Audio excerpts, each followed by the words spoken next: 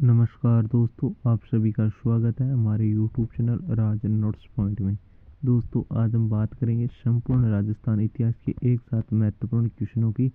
तो दोस्तों, ये क्लास आपके लिए बहुत ही ज़्यादा महत्वपूर्ण रहने वाली है। तो चलिए दोस्तों, बिना टाइम वेस्ट की वीडियो को शुरू करते हैं। आज का हमारा पहला क्वेश्चन है कि हल्दी घाटी के युद्ध में कौन महाराणा प्रताप की सेना में शामिल नहीं था। दोस्तों, अच्छा क्वेश्चन है और ये क्वेश्चन सेकंड ग्रेड के अंदर पूछा गया है। जो 7, 8 और 9, 10 सितंबर को एग्जाम हुआ था, उसमें ये क्वेश्चन 2 बार पूछा गया था कि हल्दी घाटी के युद्ध में कौन महाराणा प्रताप की सेना में शामिल नहीं था। तो दोस्तों, जगन्नाथ कछुआ है वो महाराणा प्रताप की सेना में शामिल नहीं होकर वो अकबर की सेना में शामिल थे। इस चीज़ का ध्यान रखना।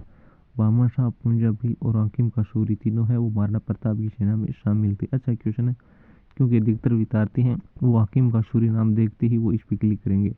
तो दोस्तों, इसमें पूरा आपको ध्यान रखना है। हाकिम कासूरी वो अकबर की सेना में शामिल नहीं थे, वो तो महाराणा प्रताप की सेना में ही शामिल थे। लेकिन जगन्नाथ कछुआ है वो अकबर की सेना में शामिल थे। इस चीज़ का थोड़ा ध्यान रखना। नेक्स्ट हमारा क्वेश्चन है कि खानवा के युद्ध में राणा सांगा के पाती पर्वण के तहत कौन सा शासक शामिल नहीं था।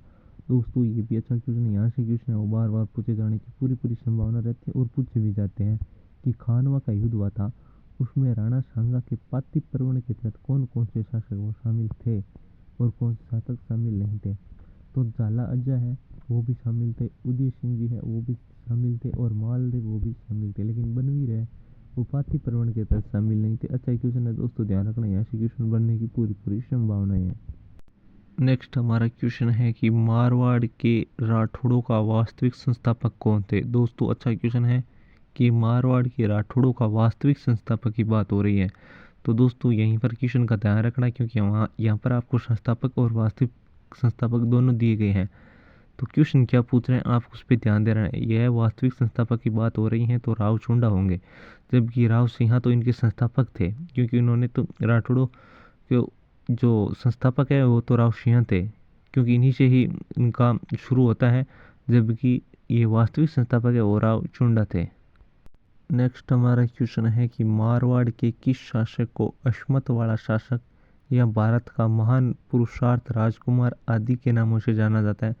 दोस्तों, अच्छा क्वेश्चन है, क्योंकि ये क्वेश्चन भी पूछा जा चुका है कि मारवाड़ के किस शासक को अश्मत वाला शासक, भारत का महान पुरुषार्थ राजकुमार आदि नामों से संबोधित किया जाता है। तो वो राव मालदेव है। मालदेव को अश्मत वाला शासक कहा जाता है। ध्यान रखना, मालदेव अश्मत, जैसे अस्मत में मैं आता है मालदेव, अश्मत वाला शासक मालदेव को कहा जाता है। अच्छा क्वेश्चन है दोस्तों।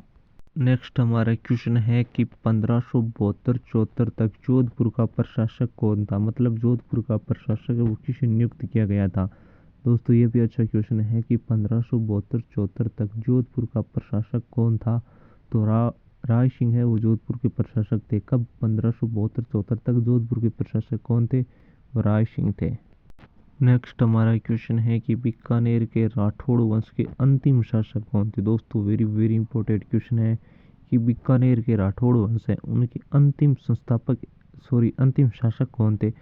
तो अंतिम शासक है वो शार्दुल सिंह थे। क्योंकि आप गंगा सिंह मत कर देना, क्योंकि अधिकतर विद्यार्थी हैं वो गंगा सिंह करेंगे। और ये क्वेश्चन है जो भी फिलहाल एग्जाम हुए कर्मचारी चयन बोर्ड के, उनमें ये क्वेश्चन पूछा गया था कि बीकानेर के राठौड़ वंश है उनके अंतिम संस्थापक है वो शार्दुल सिंह जी थे।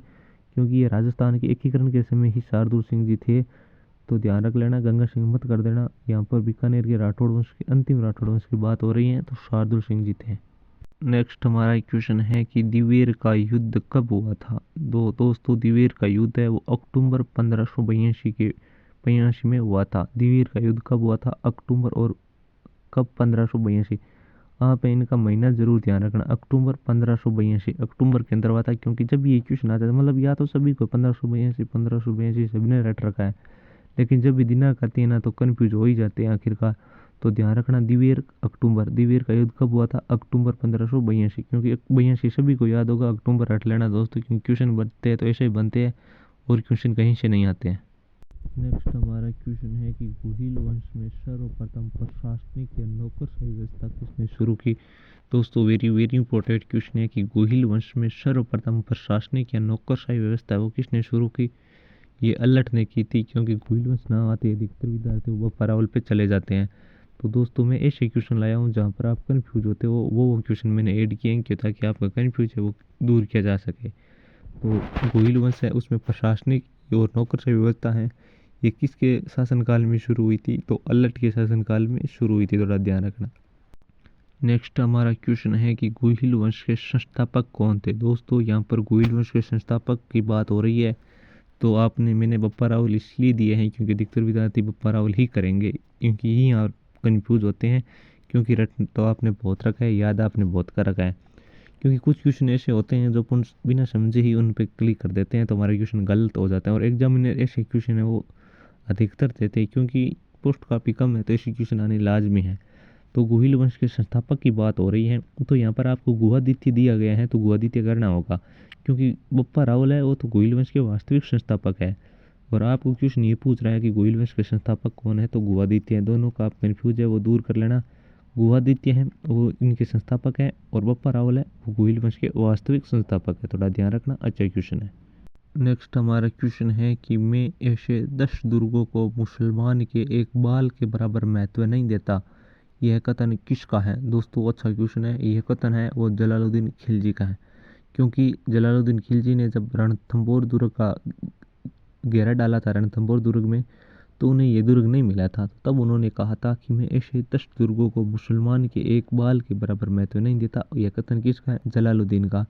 क्वेश्चन ये भी पूछा जा सकता है किस दुर्ग के बारे में कब कहा, तो ये रणथंबोर दुर्ग है उसमें घेरा डाला तब कहा, क्योंकि ये दुर्ग उन्हें मिला नहीं, तो इसलिए उन्होंने ये कथन कहकर वह वापस चले गए थे। नेक्स्ट हमारा क्वेश्चन है कि अमीर देव चौहान के समय में दिल्ली के समकालीन सुल्तान कौन थे? क्वेश्चन ये पूछ रहे हैं कि जब अमीर देव चौहान शासक थे उस टाइम है वो दिल्ली के शासक कौन थे? तो दिल्ली के सुल्तान हैं वो अलाउद्दीन खिलजी और जलालुद्दीन खिलजी दोनों ही रहे थे, लेकिन हमारे ऑप्शन में अलाउद्दीन खिलजी एक है, इसलिए हम अलाउद्दीन खिलजी कर रहे हैं। क्योंकि ऑप्शन में जलालुद्दीन खिलजी भी दिया जा सकता है, दोनों ऑप्शन है वो एक साथ आपको नहीं मिलेंगे, कभी भी नहीं मिलते, क्योंकि ये दोनों ही अमीर देव चौहान के समय शासक रहे थे। पहले अलाउद्दीन खिलजी रहे थे, उनके बाद अब जलालुद्दीन खिलजी रहे थे। तो आप दोनों का ध्यान रखना, क्योंकि मैंने तो यहाँ पर अलाउद्दीन खिलजी दे दिया है, लेकिन एग्जाम में आई क्वेश्चन और वहाँ पर जलालुद्दीन ऑप्शन मिले, अलाउद्दीन मिले ही नहीं, तो फिर आप कहोगे कि हमने नहीं कराया। तो ध्यान रखना, क्योंकि अलाउद्दीन और जलालुद्दीन दोनों ही अमीर देव चौहान की दिल्ली के समय सुल्तान थे। नेक्स्ट हमारा क्वेश्चन है कि अजमेर में आना सागर झील व पुष्कर में वराह मंदिर का निर्माण किस शासक ने करवाया था? तो दोस्तों ये क्वेश्चन है जो सेकंड ग्रेड के अंदर हाल ही में भी पूछा गया है, तो इसका सही आंसर होगा अर्णोराज, क्योंकि अधिकतर विद्यार्थियों ने ही अजयराज कर दिया था, तब मैं ये क्वेश्चन ऐड किया है। क्योंकि आप ना ज़्यादा सोचते नहीं हो, आप तुरंत ना, जैसे अजयराज दिख गया तो आप अर्णोराज तक जाते हो नहीं, अगर अर्णोराज दिख गया तो आप विशलदेव पर जाते हो नहीं हो, क्योंकि ये हमारी कमज़ोरी रहती है। और मैं ऐसे ऐसे क्वेश्चन ऐड किए जहाँ पर हमारी कमज़ोरी रहती है, और उन कमज़ोरी को सुधारना हमारा परम लक्ष्य है। क्योंकि जब भी हम असफल होते हैं ना, कुछ तो कुछ गलतियाँ हमारी हो जाती हैं, और उन गलतियों को जब भी सुधारते हैं तो सफलता हमें तुरंत मिल जाती है। तो मैं उन गलतियों को सुधारना है, और मैं वही आपके साथ साझा कर रहा हूँ, वहाँ कर आप गलती कहाँ कर करोगे। तो अजमेर में आना सागर झील है और पुष्कर में वराह मंदिर है, उनका निर्माण अर्णोराज ने किया था, क्योंकि अजयराज ने तो अजमेर बसाया था, ना कि आना सागर झील का निर्माण किया था। इस चीज़ का आप थोड़ा ध्यान रखना। नेक्स्ट हमारा क्वेश्चन है कि कन्नौज शाखा के पुनः संस्थापक कौन थे? दोस्तों अच्छा क्वेश्चन है, और ये क्वेश्चन जो रीट 2023 हुई थी उसमें पूछा गया था। मैंने ये क्वेश्चन इसलिए ऐड किया मुझको, ताकि आपको पता चले कि क्वेश्चन है वो इतिहास में किस प्रकार के क्वेश्चन पूछे जाते हैं। तो आप ध्यान रखना कि इसी प्रकार के क्वेश्चन आपको देखने को मिलेंगे। तो कन्नौज शाखा है उनके पुनः संस्थापक कौन थे? उनके नागभट्ट सेकंड थे। तो ध्यान रखना कौन थे? नागभट्ट सेकंड। पुनः संस्थापक की बात हो रही है, ना कि संस्थापक, किस चीज़ का आप ध्यान रखना। तो कन्नौज शाखा के पुनः संस्थापक कौन थे? नागभट्ट सेकंड। नेक्स्ट हमारा क्वेश्चन है कि मंडोर प्रतिहारों की वंशावली किस शासक से शुरू होती हैं? तो वरजिल से शुरू होती हैं। ध्यान रखना, अच्छा क्वेश्चन है कि मंडोर प्रतिहारों की वंशावली किस शासक से शुरू होती है? वो है रजिल से। नेक्स्ट हमारा क्वेश्चन है खातौली का युद्ध किन के मध्य हुआ था?